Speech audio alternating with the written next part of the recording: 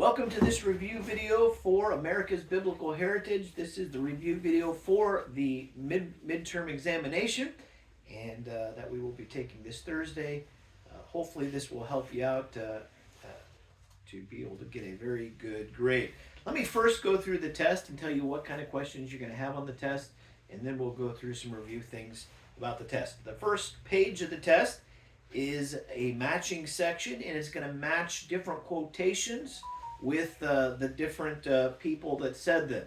And this will be some of the quotes maybe that you've already had, and then some of the additional quotes that I've given you up to this test. The second page has a section of true and false.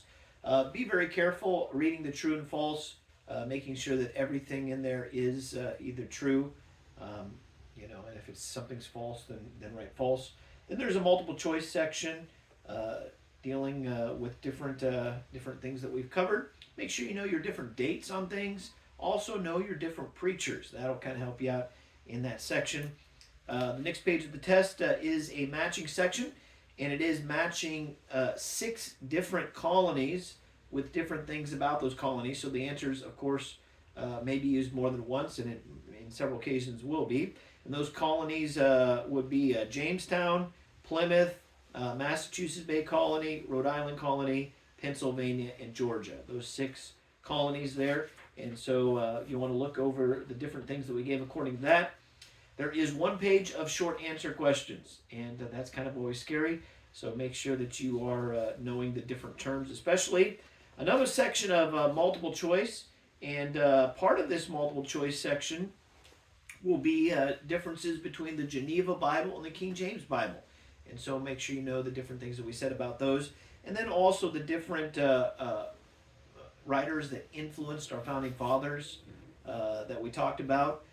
Maybe know the different things they wrote, and know different things that they kind of influential ideas that they had. And then the final page of the test, the most exciting part, there are some essay questions.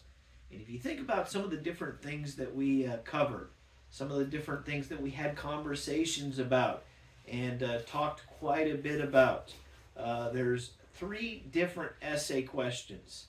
And I definitely wouldn't just slough them off. They are worth 11 points apiece. All right, so if you don't get any of the essay questions, you basically have failed the test. All right, so make sure that you do well. You'll definitely want to know stuff about the American Revolution. We talked quite a bit about that. We talked about the American Revolution versus the French Revolution. We also talked about our founders and some of their positions on things. We talked about the biblical idea of the founding of the country.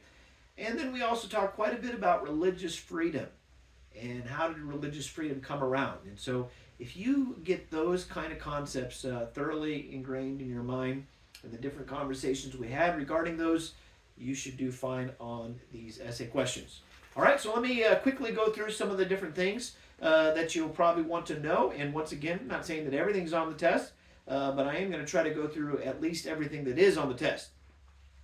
Remember, it is the Church versus the Holy Trinity versus Church of the Holy Trinity versus U.S., where the quote was made, "This is a Christian nation."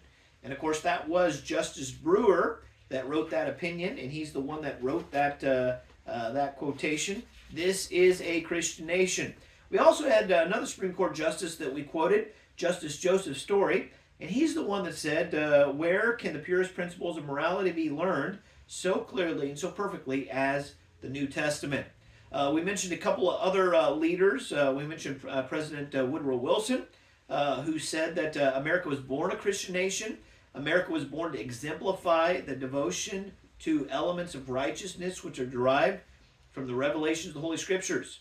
We mentioned President Jimmy Carter, who said we have a responsibility to try to shape government so that it does exemplify the will of God. We also mentioned the historian Alexis de Tocqueville. He made that quote, "There is no country in the world where the Christian religion retains its greater influence over the souls of men than in America." We mentioned how America has kind of floated away from Christian religion. We mentioned in 1962, the Supreme Court initiated an agenda of secularism, and they also banned prayer, public prayer, in public schools. 1963, the very next year, they also banned Bible reading in the Christian schools. And then we mentioned in 1980, the court ruled that the students couldn't even look at the Ten Commandments. And so several different dates there that were mentioned. We talked about the discovery of colonial America. We mentioned, of course, Leif Erikson, that Viking explorer, who was the first European to discover America. We also mentioned Christopher Columbus, who's considered the discoverer of America. So don't get those two confused. Leif Erikson, of course, the first European to come to North America. Christopher Columbus, the one who's credited with discovering it. We mentioned the different groups that were here in North and South America at the time. We mentioned the Aztecs, the Mayans, and the Incans. We mentioned the fact that they all practiced human sacrifice. And truly, I personally believe that God basically took their land from them as a result of their human sacrifice that they were doing. And so we talked a little bit about that. We mentioned the different European countries that came to the New World. We mentioned that the Spanish came mainly for gold. We mentioned that France mainly came for fur trading.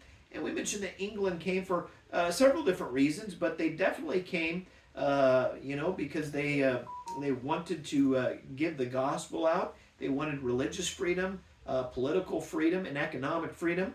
And so we mentioned several different things that the English did. We also mentioned the group called the Puritans, and they sought to purify the Anglican Church from within.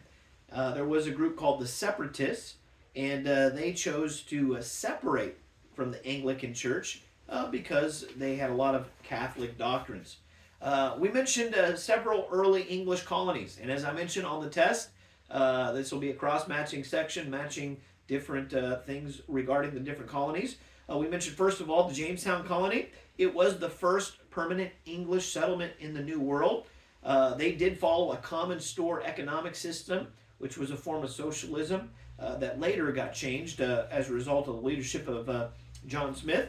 We mentioned that it was the Jamestown settlement where African slaves were first sold, and slavery first was founded in British North America. We mentioned the Plymouth colony. Of course, this was the colony of the Pilgrims. It was founded in 1620. And we mentioned that the Pilgrims came over, of course, on the Mayflower. We mentioned the fact that it was the Pilgrims in the Plymouth colony that signed the Mayflower Compact. Mayflower Compact was the first governing document written in the New World. And of course, it mentions that famous quote there, having undertaken for the glory of God in the advancement of the Christian faith. We know that the Pilgrims did come to advance their Christian faith. We mentioned, of course, those Indians that helped the Pilgrims quite a bit. It was Samoset that first came and spoke to them in English, and later Squanto, who became their guide and teacher and interpreter. We also mentioned that God did a miraculous thing by really wiping out the Pluxet Indian tribe. It was a fierce Indian tribe just before the Pilgrims arrived here in the New World. We mentioned, of course, William Brewster being the pastor of the colony. William Bradford, who was the second governor of the colony, he also was the first American historian. And he wrote the book of Plymouth Plantation, America's first history book. We mentioned the Pilgrims also passed the first comprehensive body of laws called the Law of Pilgrims. And so they did quite a bit. The next colony we mentioned was the Massachusetts Bay Colony. This is a big Puritan colony. Of course, this was a result of many Puritans fleeing England and coming over to the New World. The governor of the Massachusetts Bay Colony, the famous governor, John Winthrop, and he described the Massachusetts Bay Colony as a city upon a hill. The idea being he thought that this colony ought to be an example of what Christian colonization would look like. Of course, the Massachusetts Bay Colony and the Puritans gave us definitely some very good character qualities. One being the Puritan work ethic, which is the idea that work is a gift from God and a means of glorifying Him. They did a lot of wonderful things. However, there were some things that the Massachusetts Bay Colony did struggle with. Of course, we mentioned the fact that they did not believe in the separation of church and state. So basically, if you weren't a Puritan, you couldn't have a church there. They also wouldn't allow freedom of worship of anybody else except for Puritans, and they thought that only church members could hold office. And so several different negatives there of the Massachusetts Bay Colony. We mentioned that the fourth colony was the Providence Colony, or the Rhode Island Colony. That was founded by preacher Roger Williams. It really became a Baptist colony. Of course, Roger Williams professed to be a Baptist. Later, of course, renounced that, and we mentioned kind of the argument there about whether he was a Baptist, in fact, or not. But we mentioned the fact that Williams established the Rhode Island Colony basically to give freedom of worship. And it was in Rhode Island where people were allowed to worship however they saw fit. And all Christian churches were allowed perfect freedom. Roger Williams, of course, believed in separation of church and state. And he also believed in not enforcing the first table of the commandments. And of course, those first table commandments deal with our relationship between God and man. He didn't believe the government had the right to tell you how your relationship to God ought to be. Of course, he was exiled from the Massachusetts Bay Colony as a result of that, all right? But it was the Rhode Island Colony that gave complete religious freedom. It was also a safe haven for many Baptists. The next colony we mentioned was the Pennsylvania Colony. This was founded by William Penn, who was a Quaker, and so it is really a Quaker colony. Although Pennsylvania, after Rhode Island, also gave basically religious freedom. Of course, we know that the main city there, Philadelphia, known as the city of brotherly love, and it was William Penn that made the great quote, "I know some say, let us have good laws, no matter for the men that execute them, but let them consider that though good laws do well, good men do better." And of course, that came from William Penn, the founder of the Pennsylvania Colony. The last colony we mentioned was Georgia, founded by James Oglethorpe, and that was a colony that was really founded as a result, trying to be a benevolent colony. It was founded to help debtors basically not have to go to debtor prison. They could work off their debts and pay off their debts and not be in prison. It didn't really work out too well, and the fact that many debtors didn't actually end up in Georgia. Nonetheless, that was the idea behind it. We did mention the fact that there were some great preachers that were a part of that colony, though. John and Charles Wesley were chaplains, as well as George Whitefield. George Whitefield also had several orphanages that were founded there in Georgia. Of course, we mentioned that Ben Franklin was George Whitefield's personal friend and would often go in here and preach, and even supported some of his orphanages. We talked about early religion in America, and we mentioned that basically about 100 years after the first colonies happened in America, there was a very deep spiritual lull. And a result of that really had to do with the fact that many of the churches, as in Puritan churches, had a lot of unsaved people in their membership.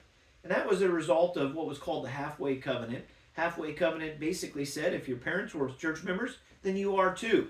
And it didn't necessarily require people to be saved to be members of the church. We mentioned that there were several preachers that started preaching against these kind of things. Started what was known as the Great Awakening, really one of the greatest revivals that hit both England and our country.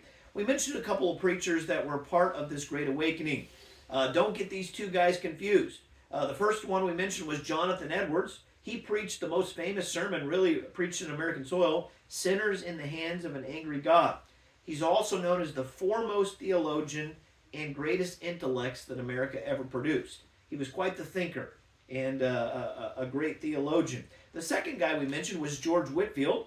Of course, he was part of John and Charles Wesley's Holiness Club early on. And it was George Whitefield who's known as the most powerful voice of the Great Awakening.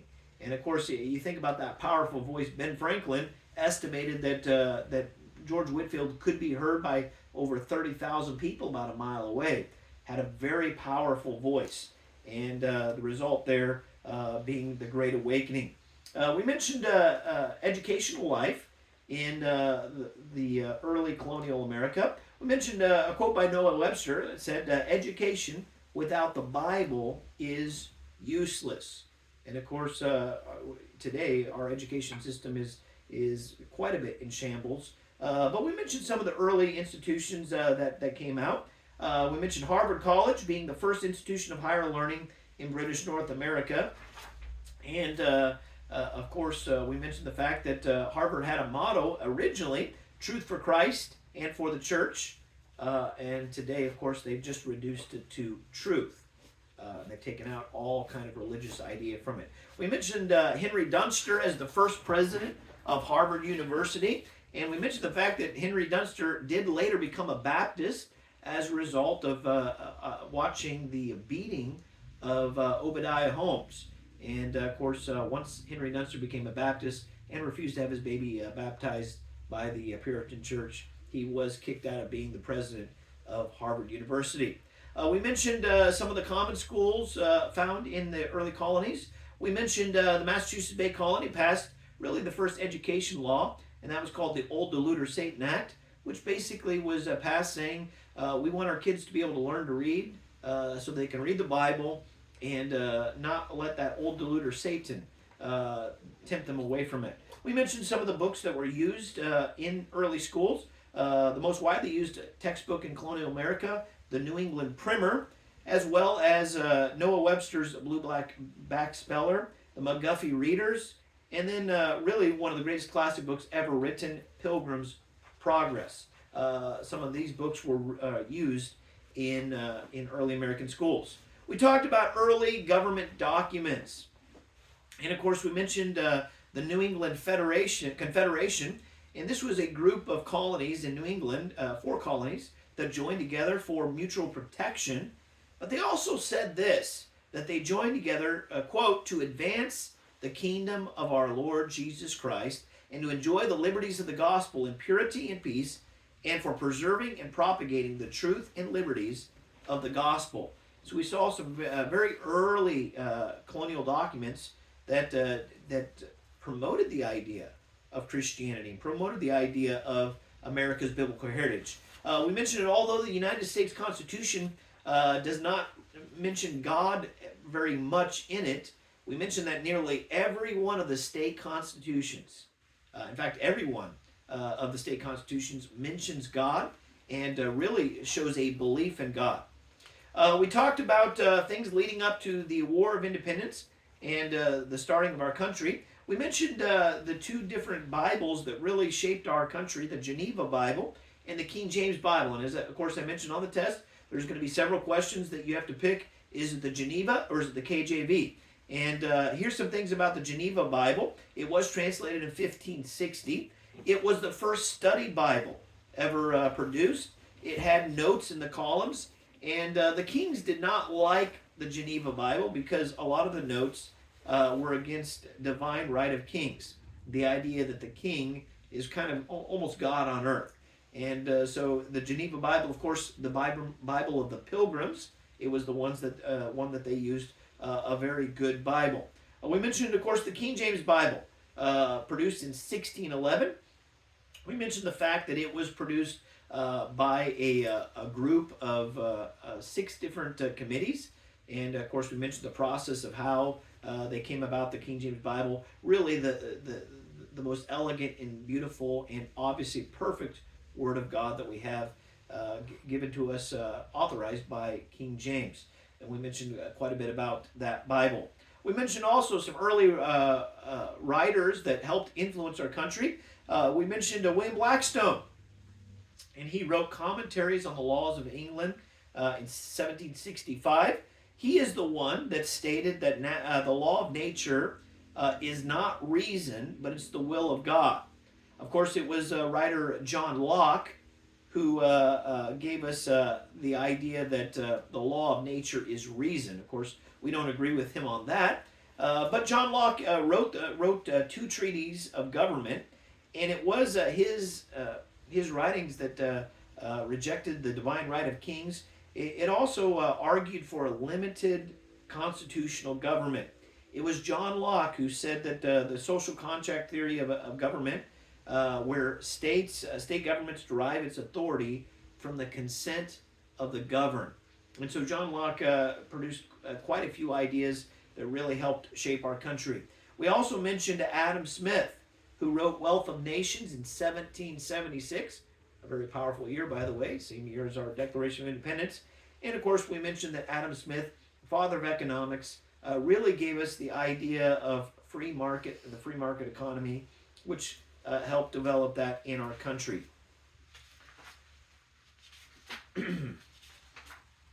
And I believe that is it for our review. I think we covered everything. I know we started notes in on the American Revolution, and I do not believe I put any kind of questions regarding those notes, with the exception of course, we talked about the American Revolution versus the French Revolution, and we mentioned, of course, was it biblical for our founders to really revolt?